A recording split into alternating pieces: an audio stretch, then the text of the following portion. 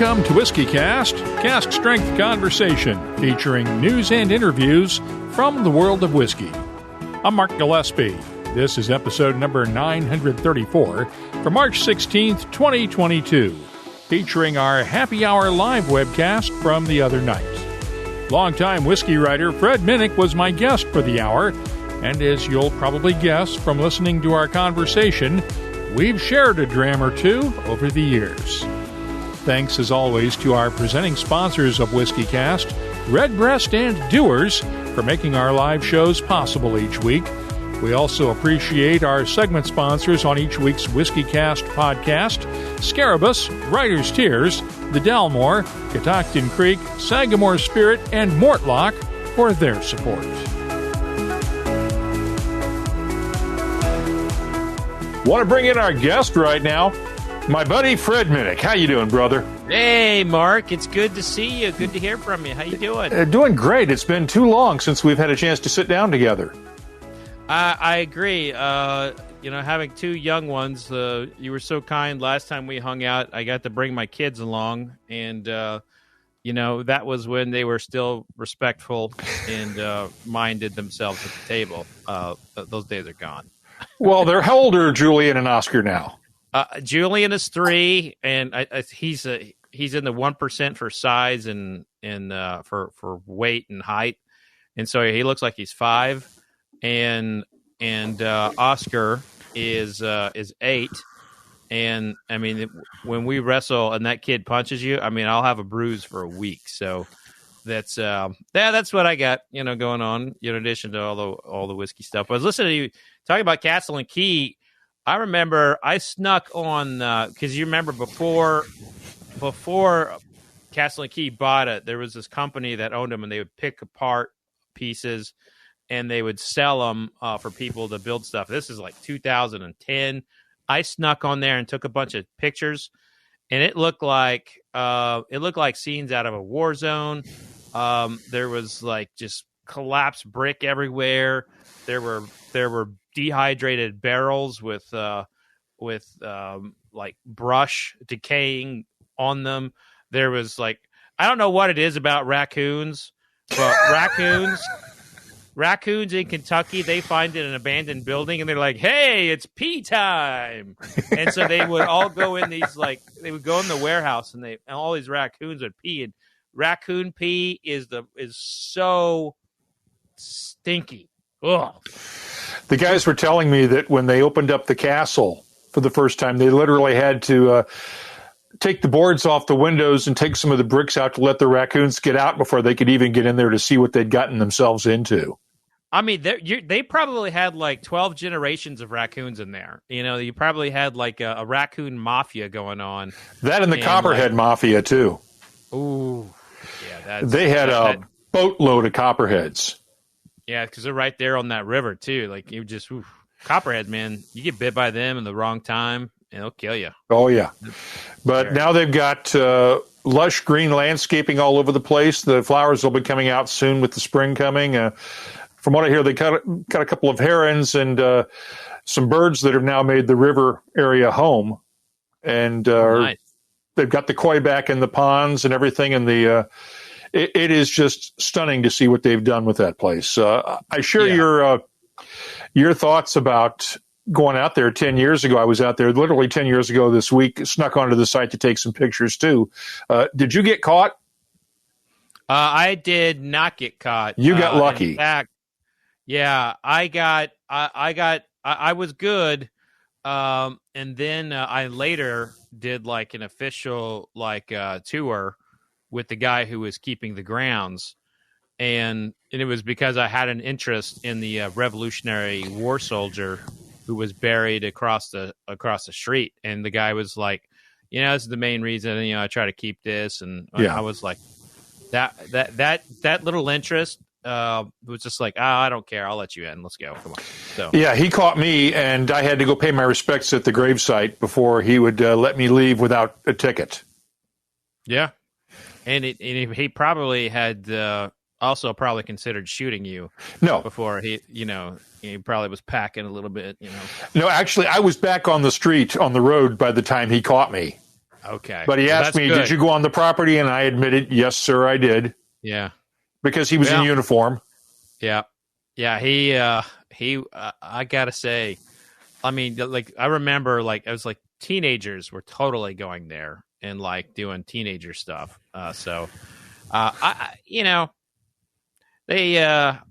glad Castle and Key came in and saved it. And the whole lawsuit that ensued, after they got it with the use of Taylor. And, I just feel like the people who own that have been through so much. And, they had some environmental stuff, they had Marianne, she left. And, I really, we're in the exact same spot. We never want anyone to fail.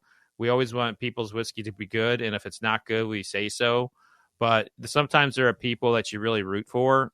And I really do root for Castle and Key because of the incredible investment they put into that place. Well, I had the chance to taste their first bourbon that's being released officially this coming Monday, and I'm very impressed with it. I've also tasted batch 2 that'll be coming out soon after that, because they're batching, and it's going to be good. I think you're going to like them both.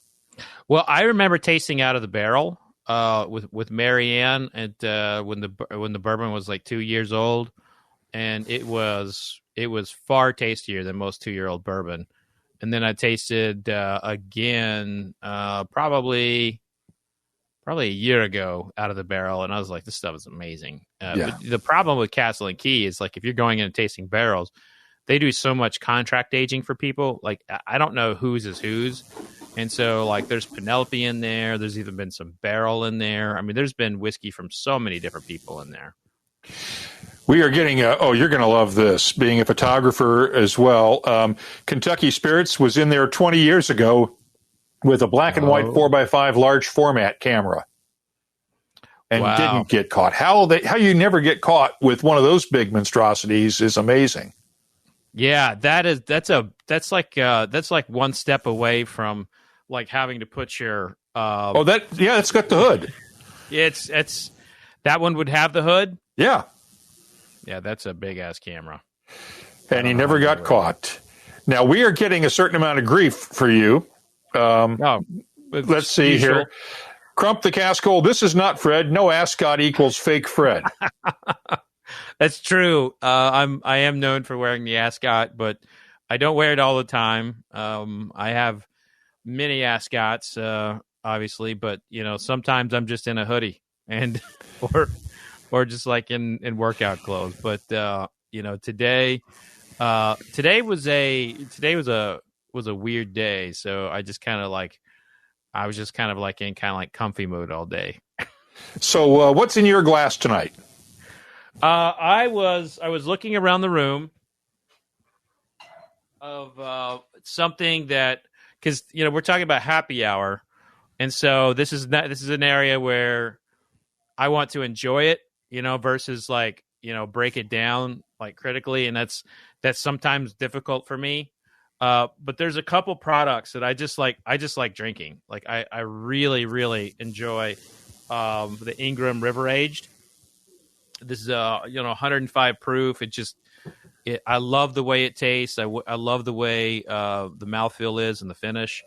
And, this is a new kind of like contract distilled or sourced bottler, and they're really just they came out of the gate swinging pretty strong, in my opinion, for a first product. For a new distillery. I've got to admit, I'm not familiar with that one yet, but I'm looking forward to trying it. I decided to pick, since it's St. Patrick's Day week coming up, we're now less than a week away. I went with our good friends at Riders Tears, their Double Oak. Oh, yeah. Yeah. I'm not a very sentimental person. Like, it could be like a holiday where you're supposed to eat or drink something. I'm horrible with that. But that's a good sentiment. I like that. And we've got some folks, including our pal Tyrone Cote, drinking some 30-plus-year-old Armagnac and things like that out there. Dave Kuhn has some Fagiel 21 Brook Laddie Origins. There's a Brookladdy 3D3, an old one, in the audience, and Chris Danzenko says, "We never noticed, Fred, apparently the ascot." How did you start wearing those in the first place? So I always loved the attire, and they were often in like detective shows in when I was growing up in the 80s. Like if you watch, like we watched Murder, She Wrote in our house, and there was always like someone wearing an ascot. We watched something like oh gosh, I can't remember the name of them all, but 80s detective movies, they would always have ascots. And so when I moved to Kentucky, we were going to go to the Kentucky Derby, and I went around shopping for ascots. This is 2006, 7, somewhere around there. And I walked into Von Maur and I asked for ascots. They looked at me and laughed. And, all the other department stores I went to, they just most people didn't know what one was. And I just kind of moved on and just the next thing. And my career was just kind of, beginning. And I was writing about wine, probably more so early in my career than whiskey, but eventually I would write equally. And now it's entirely whiskey. But I would go on a lot of wine trips, and I would spend a lot of time with wine writers from all over the world. And there was this wine writer from New York. He was like a legend. He's like a icon. He used to be the editor of a magazine called Hemispheres, and he was an OG wine writer, and he wore ascots everywhere. He was in his late 60s, and just basically, ignoring all the PR people and the wineries and everything, and just kind of walking around doing his own thing. And I was just like, man, this guy is so cool. And my wife was with me, and he was just really into Jacqueline. And, I was trying to ask him questions and all that about his career and how he got where he was. He's like, kind of get away. And he kept he's like, Fred, your wife is beautiful. And he was hitting on my wife this entire time right in front of me. And I was just like, man, this guy's got some moxie. And I asked him how can I find ascots? How can I get them? And he just kind of pushed me off a little bit. And then when we get home, there's a package for me waiting. And he had his wife make me 3 ascots. And he wrote me a note and said, "Tell your beautiful wife I said hi." And so he gave me these my first ascots, and I started wearing them. And then I learned you basically look around at estate sales, thrift shops, basically any secondhand store, because very rarely do you see ascots actually being made. You will see them on Amazon. There will be really thin silk, cheap versions of ascots on Amazon, but they often are advertised but not in stock. I know this because I've tried to buy a few. Now, we have a question for you. And before we get to the question, you had some breaking news that you broke earlier today out of Frankfurt at the legislature on this private barrel select attack. Yeah. Tell us what you found out, and I'll follow up with it. Yeah. So basically, in fact, let me go on right here. Let me find my notes. But basically, what is going on is, private barrels were not, the Kentucky ABC, which is a governing body of regulating alcohol, was not comfortable with people coming in and selecting barrels and bottling, because it violated sample size, it violated packaging laws, it violated what they thought to be some protection laws for retailers, and it also violated the package. There's not an actual law that says you can drink from the barrel. And so, but most importantly, a private barrel is not even defined in the Kentucky Code. And so there were 2 bills that were introduced to save private barrels. One was in the Senate, SB 160, which basically is a bare bones defines the defines private barrels and just gets it in the code. Everyone's safe. It's all fine. And then HB 500 was a bill that allowed for, it was introduced in the House, a pass-through committee, and was going up for a vote in the House, and it basically allowed distillers to sell a private barrel to you and buy it right there on the site. It allowed distillers to sell distillery only releases, like very special bottles, just there at their distillery gift shop. It also allowed them to create satellite tasting rooms. So if Jim Beam wanted to open a tasting room in Northern Kentucky, they could do that. The wholesalers were opposed. Typically, whenever the wholesaler, anything kind of like breaks up the three-tier system in which a distillery is selling their own product out of their gift shop, breaks that up. And the retailers were opposed to that because they were afraid, like, the limited edition allocated products were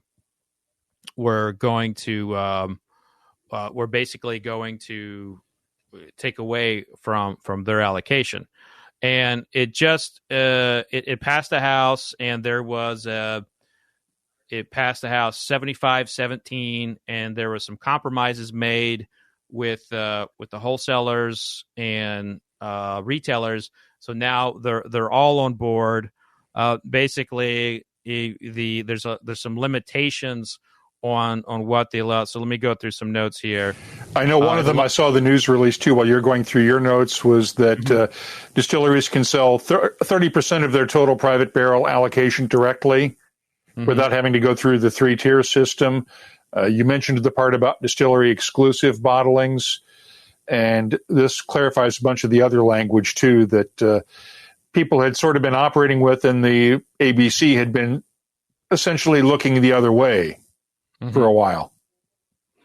Yeah, I think the big one that was the win for the change was that bottle that can only be sold in the gift shop they changed the language where it can only be sold in the gift shop, or it can only be sold distillery. It cannot be sold anywhere else. So, which was the opposite of the way it was before. It had to be available to other retailers, right? And I think, honestly, as someone who negotiates and sees negotiations play out, I almost feel like that was like a little carrot dangled, and I feel like everybody's happy here, but I feel like the distillers got a big win if HB 500 passes and becomes law. I think that's a huge win, because what's happening, Mark, is that the Kentucky Bourbon Trail is it's a bucket list item, and people come here and they're like, I want to get a bottle that I can't get anywhere else, and they show up here and they can't find Weller, and they get told that the bottle to get is Heaven Hill Green Label 6-year-old. You can't even find that anymore. So, there's nothing special when you come down here to buy outside of what you can probably get in your market if it's a decent market. And so the distillers really needed that, because we're starting to see people are either coming on their second trip, but the bucket list check marks, that's waning. And in order for tourism to grow, those bottles have got to be connected to the effort. And I don't think you should ever forget about the retailers. Like Westport Whiskey and Wine is an amazing retailer that has Chris Zaborowski has one of the best palates in all of whiskey, and he picks great barrels. So I would say that this is the part about the private barrels going away. That was scary as shit, because it's very real. It could have went away, but it looks like everything's going to be saved. Now that they both go in to vote in the House and or the Senate with SB 160 and HB 500, one of those are going to come through, and private barrels are going to be saved. I have full confidence of that. That's going to happen. Are all the add-ons going to happen? Well, now there's going to be a lot of jockeying in the Senate to over that, because there's still retailers who are opposed to it, but the majority of them are for it. The other side is, and this is where Kentucky politics is, this is the this is the part of Kentucky politics that's not public. It's not very well known. And that is they will only vote on one alcohol bill per year. Like they will only bring one alcohol bill through because the Democrat and Republican leaders basically have a truce that they won't do too much because it might upset the Dry County constituents. If Johnny Bob Preacher ends up supporting too many bourbon bills, Johnny Bob Preacher is going to lose his constituents in Dry County, Kentucky, and that's a very real situation for a lot of those politicians. And there are politicians down there. Well, the folks in the Dry Counties take that very seriously. What's that? The folks in the Dry Counties take that very seriously. Yes. It's they do. I mean, I remember when Grayson County was up for a vote. It was like we were in 1919. There were signs up saying that alcohol is the devil and you'll go to hell if you get drunk. I'm like, is this really happening? But sometimes, if you look a little bit under the sheets, you'll find a bootlegger who's campaigning for the Dry County to stay because, he's selling Maker's Mark for $40 out of his broom closet. So the whole Dry County law, I mean, I realize that it's a county's right to do it, but I think it's antiquated. And you take a look at some of those streets in those Dry Counties, look at the schools, all bourbon could be helping build roads and schools for those respective counties. Like in Anderson County, go to Anderson County, look at those roads in Anderson County. There's not potholes. The school looks pristine. That's all built by Wild Turkey and Four Roses by their taxes.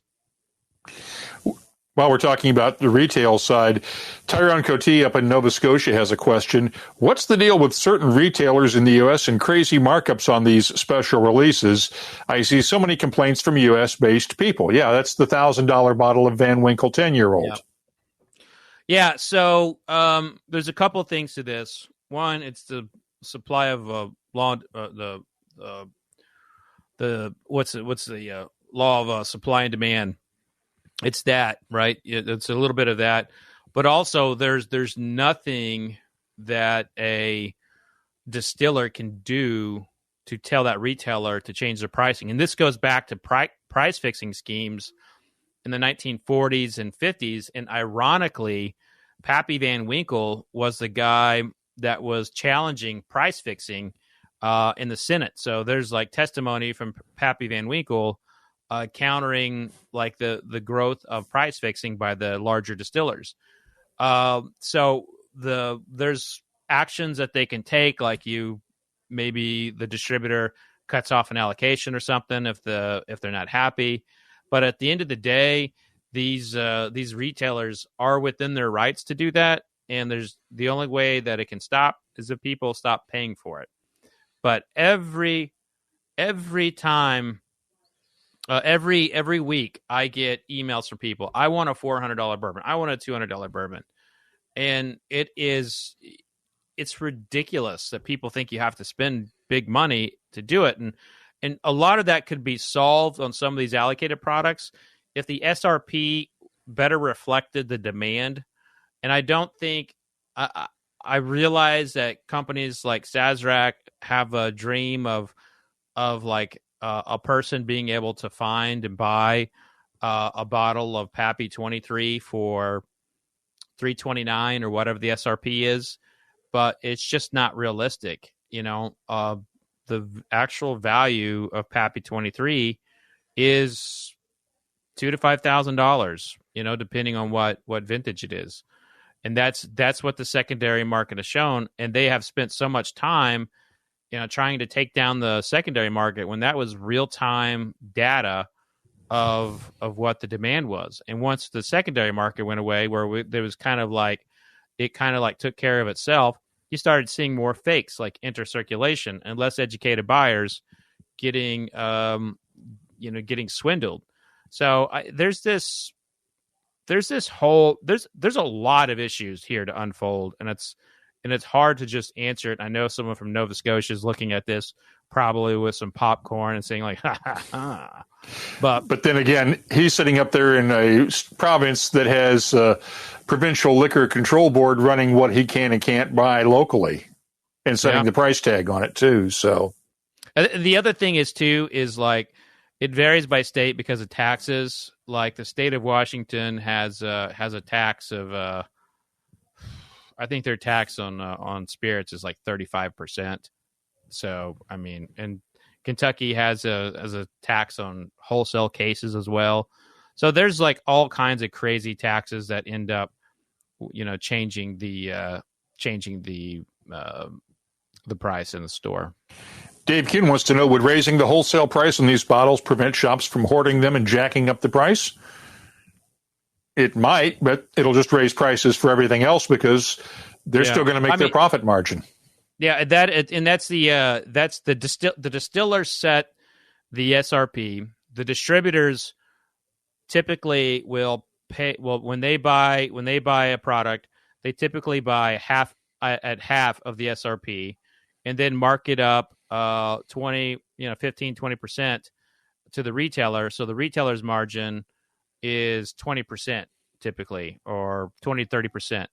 And so that's the game. And so if they have a bottle that is, that they can jack up to get more, I mean, I'd be all for it. If that is I'd be all for it if it wasn't so egregious. But we're not looking at, it's not like someone can go and get that bottle somewhere else. Another thing, if I am a retailer, I would be very cautious about how I handle Pappy. There's a retailer in Louisville that offloads his allocation every year to a handful of people. He just gets his allocation. He makes a phone call. He just does a case deal with them. And those people turn around, sell it on the secondary. Is he culpable in that? Yeah. But he's also not having to deal with the backlash of having a Pappy raffle, which, you go to a liquor barn on a Pappy raffle, you would think everybody would be happy. The most miserable people you'll ever see in your life, because no one got it, and everybody has a story as like why they should have gotten it. It's a horrible situation. It really is. It leads to a whole lot of envy, a whole lot of all those. Let's see, how many of the 7 deadly sins? Lust, gluttony, envy. I think, we can eliminate sloth out of there. Yeah. Well, I think there's like lying, adultery, murder. There's all kinds of stuff going on there. And then we get into the bars that charge prices for these. I was in Lexington this week and at a bourbon bar that was charging $95 a pour for Orphan Barrel Rhetoric.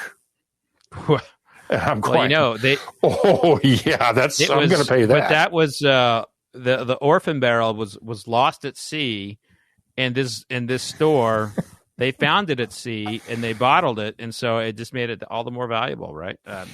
Look, the sea washed it back into a warehouse at Stitzelweller, 600 miles inland. Which oddly, it never. Anyway, that the whole Orphan Barrel series, actually, Rhetoric is the one that I really like out of that series. Yeah. But I mean, I am glad I don't have to price things. I'll just put it that way, because it's challenging, and how many shots of that or how many pours of that they probably sell a week. They probably sell 5 or 6 a week. So. If they can do it, I mean, I hope they're preserving their bottles, right, so it doesn't get oxidized when they pour it. And I hope they're breaking the bottles when they finish them off, so they don't wind up on the secondary market being faked and refilled. Yeah. Or what's worse is like if they refill them themselves. Yeah. Those are the cheating cheaters. There's a special place in hell for those bastards. Mm-hmm. Now, you've gotten into music a lot lately with your podcast and a lot of the interviews you're doing. Dave Kuhn wants to hear about the time you interviewed his hero, David Byrne, from Talking Heads. Oh, my God. So Talking Heads came into my David came into my trailer wanting to drink bourbon with me. and it was not even a setup to be an interview. I just had all this equipment in there, and like I was done with my interviews, and I was like, "Hey, would you do an interview with me?" And he was like, "Yeah, I'll do it."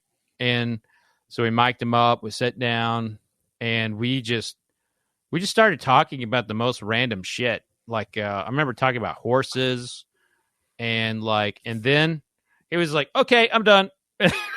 Just like put the glass down, but he was great. And he's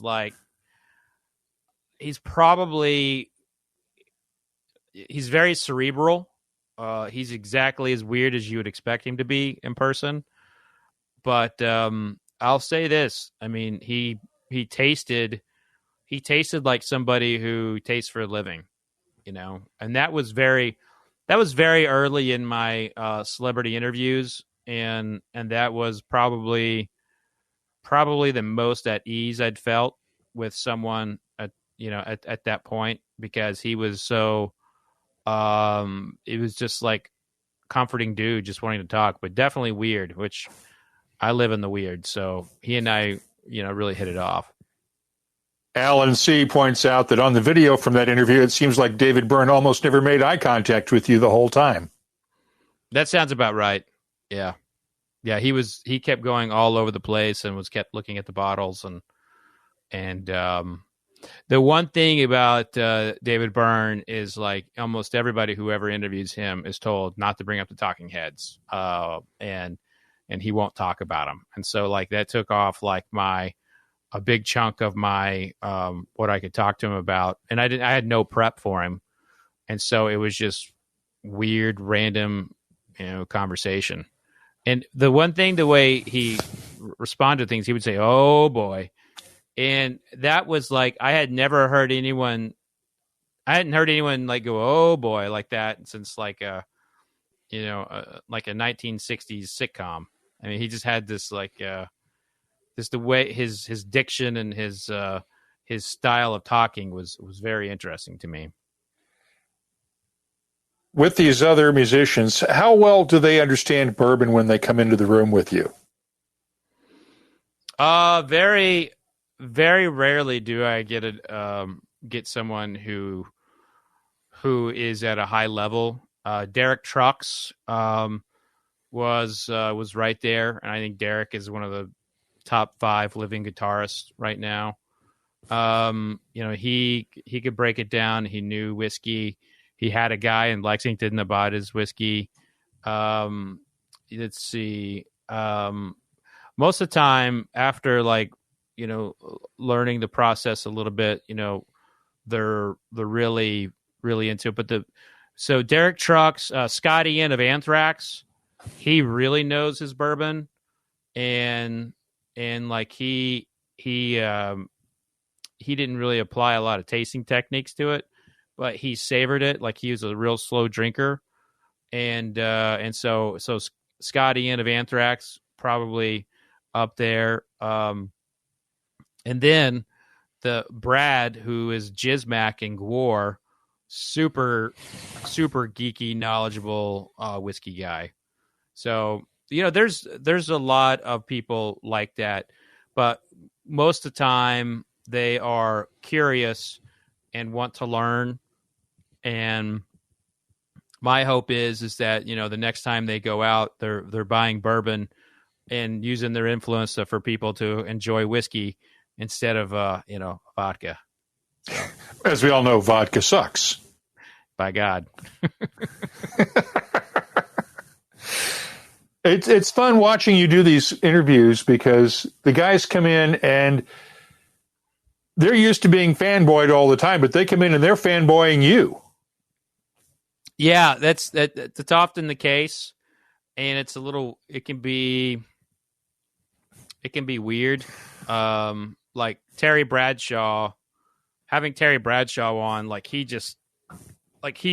was on Fox News or one of the Fox shows, and he's talking about how he spent 5-6 seconds of his time talking about how he got to hang out with me and drink bourbon with me, and I just like, that's kind of weird, I'm not, I don't know if I'll ever get used to it.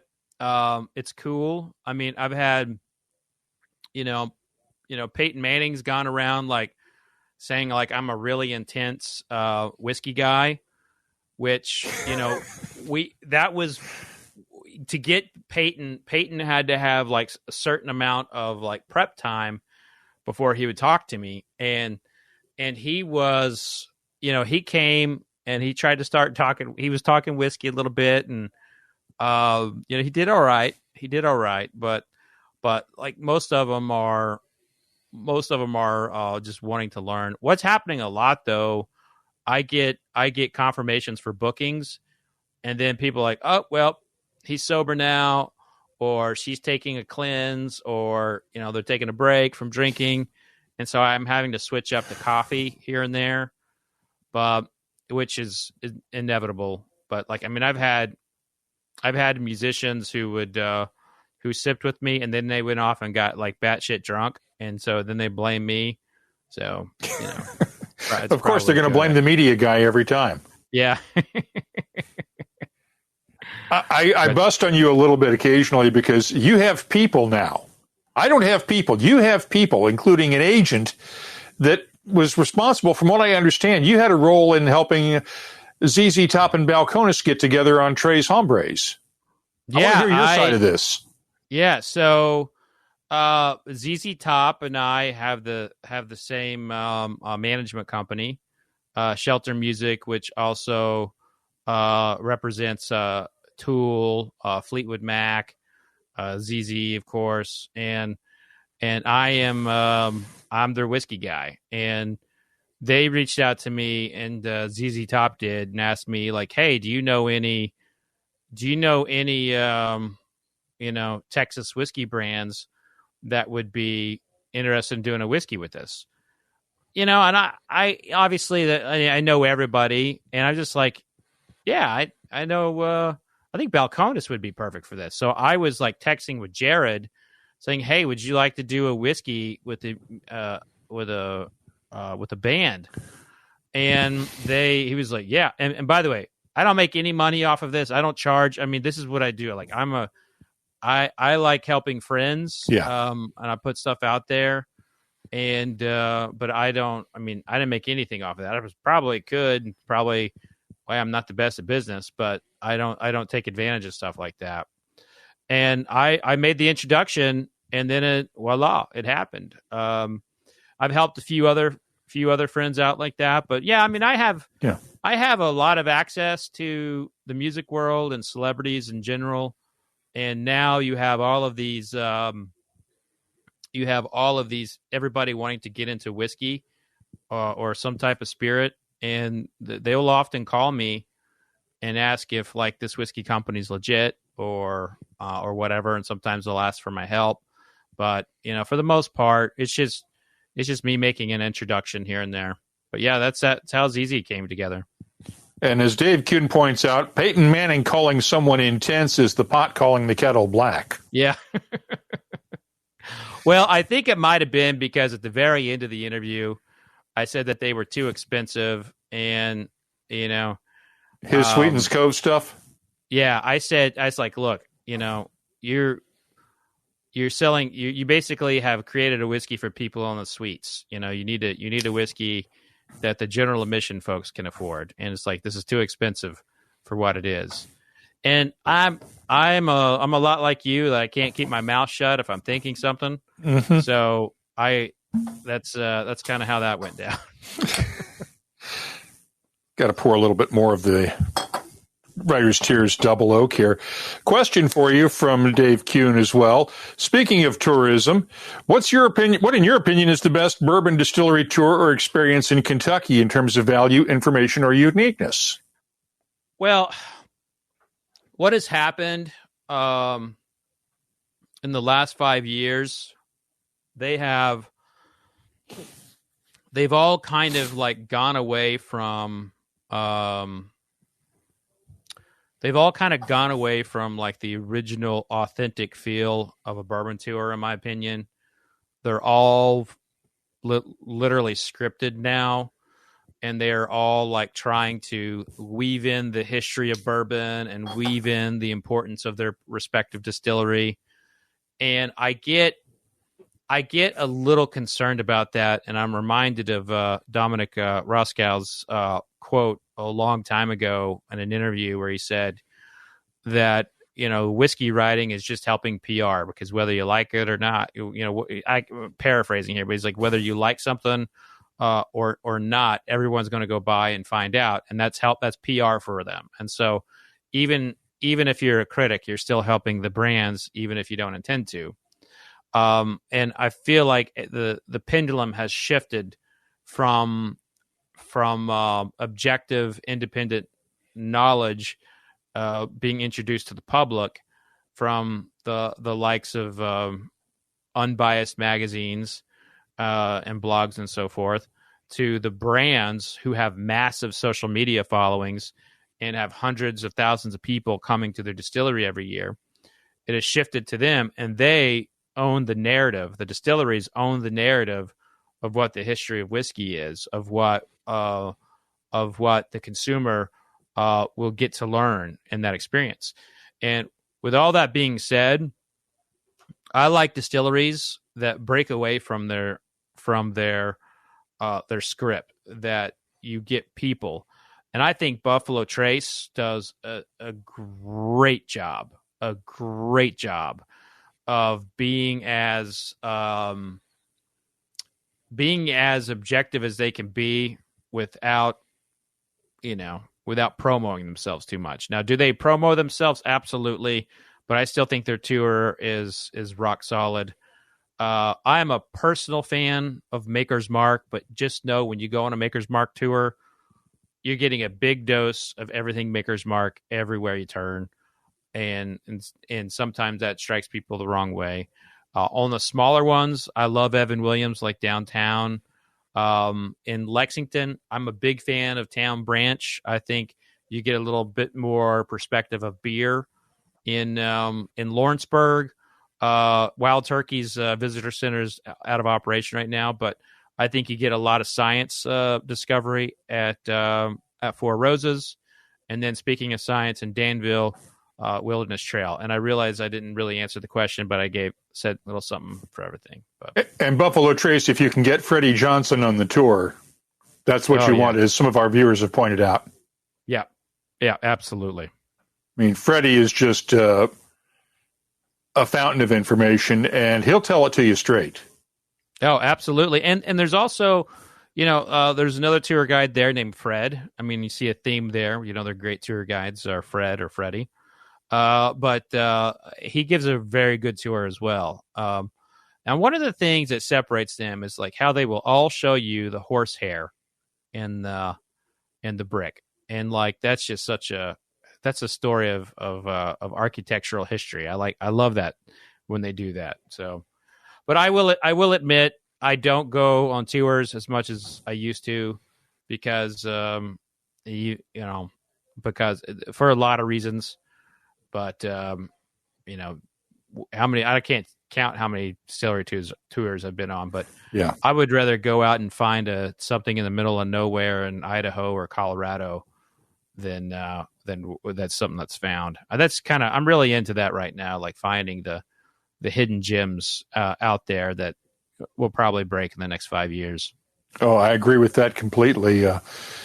There are so many gems out there that we still have yet to discover. That people are making really good whiskey now that we would never have paid any attention to them 5-10 years ago. And when it comes to Kentucky, I mean, I haven't seen half of the new visitor centers that have opened up because of just not being able to get out there in the last couple of years. And with all the expansion that's going on, I mean, probably just about every major distillery has upgraded its visitors experience since I've been there. Yeah, I'm trying to think of what I'm going to go to next, Mark. What am I staying in bourbon? Do I venture out in Scotch?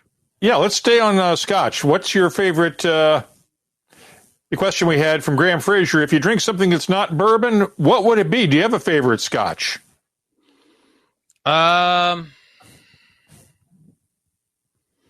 I do love Scotch. In fact, I'll go ahead and pour me some Glen Grant 60-year-old. I finished off my sample of that. Is that wrong? Can I go ahead and sip down here? Go right ahead. Yeah. Loved that one. Yeah, I did too. I won't pour it all so I can have some more for later. Oh, yeah. I stretched that out over a long time. And that's this is the part of the job that you're like, I love what I do. Oh, yeah. Yep, it's that I love this job moment that when I post that on social media, we get we like your job too, jackass. Yeah, that's, and I remember, I don't know if you remember, I told you I was going back and listening to your old episodes, and I started because, you had an early interview with Parker, and I just wanted to hear his voice, and in that episode, you said, "Now I'm never going to review whiskeys on." That was the very first episode. That was 17 years ago, for Christ's sakes. I should tell everyone here. Yeah, go ahead. That I did call you the NPR of whiskey. I don't remember who that was for. Parade Magazine. I remember it. Parade Magazine. Your 500th episode, I did a feature on you for Parade Magazine. Some little old lady, in the nursing home probably pulled it out. Was like, "Oh, look, here's the NPR of whiskey," and then learned what podcasting was right then and there. Now everyone's got a podcast. Yeah. Me. So. And back then, Parade Magazine, for those of you who don't remember, was this little insert that was going to the back of local newspapers on their Sunday editions. And it was this, I think it wound up in USA Today occasionally as an insert at some point, and eventually faded away completely from what I understand. Although I have no idea. All I know is that it's the only time I ever gave away my copyright for someone I wrote for, and I see my articles pop up all the time in like new websites. Like they have sold like a bunch of those collection of old articles for these new content grab kind of places. So, and I had a lot of good cocktail recipes when I was working with them. So you mentioned going out trying to find some of these hidden gems. Actually, before we get to there, I want to go back to the tourism side for a second, because we were talking about Castle and Key earlier. They just completely revamped their tours to where it's now going to be more of an open campus walk. And they're not going to do the guided tours. They're going to open up the Old Taylor Distillery site and Castle and Key now, and just let you walk around and do more unscripted, unguided tours. And there'll be people there that you can ask questions of when you walk into, say, the still house or whatever.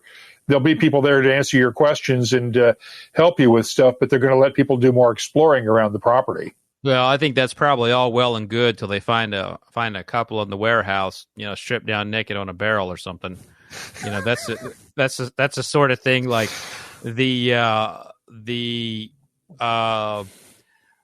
I don't know if I would do that. If I had a distillery, I wouldn't let people just walk around. There's way too many hazards out there, especially over there with you got that river.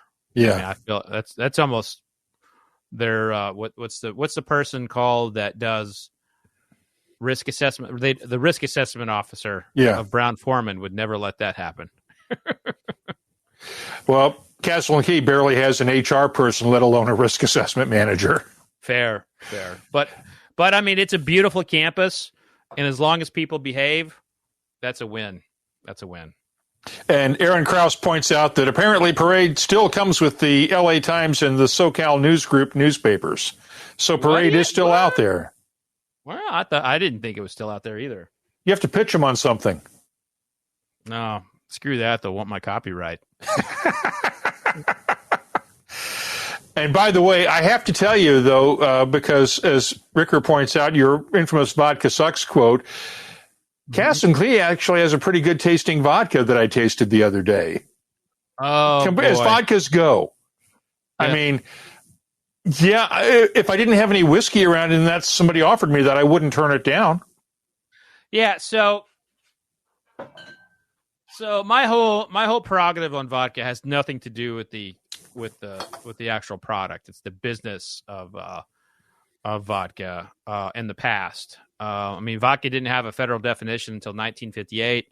It basically, the minute that bourbon becomes a unique product in the United States, it begins to take away market share, and vodka is the biggest reason why bourbon started declining in the 60s and 70s. And look how long it's taking it for it to get back. And that's one reason. Another one is vodka is pushed on alcoholics, and so the people who have to have a drink at 8 a.m, the industry sells it to them. They drink it in the parking lot and go to work, and that's a big part of it. That has nothing to do with the high level martini with a steak. But there's some of that. And then the other part of business is that people will use their vodka to encourage people. That they will make you buy so many cases of vodka to get one allocated bourbon. And it's not just one company doing that. There's several companies doing that. And that business model is everything that's wrong with whiskey. If a retailer wants to buy and specialize in really high-end bourbons or scotches or Irish whiskeys, they should not be forced to buy, vodka. And so that's why vodka sucks. Trademark pending, in my opinion. So yeah. And I should point out that the Castle and Key vodka was good because they actually made the vodka from their bourbon new make spirit. Okay. They took their bourbon new make and then redistilled it again to get it up to 190 proof. Yeah. So they started out with good spirit instead of just doing whatever and making cheap corn whiskey or whatever, or just starting out with drink. They could have done grain neutral spirits like everybody else does, but they started out with their own bourbon new make and then redistilled that. And let's face it, there are, and people their jaws are going to hit the floor. There are good vodkas out there, and I've had them. From a flavor perspective, it's possible, and even though they distill to strip out flavor, and by definition, it used to be odorless and flavorless, but it's not like that anymore. It is. You can find good tasting vodka. You can. It's out there. And by the way, I have had chilled vodka with caviar, and that's an amazing combo. So yeah. And of course, the U.S. just banned imports of Russian caviar and vodka today. So that's right. Well, I mean, I only have American caviar. So, but Tyrone's right. Vodka is fantastic to clean and disinfect dirty feet. It's good for a wound cleanser.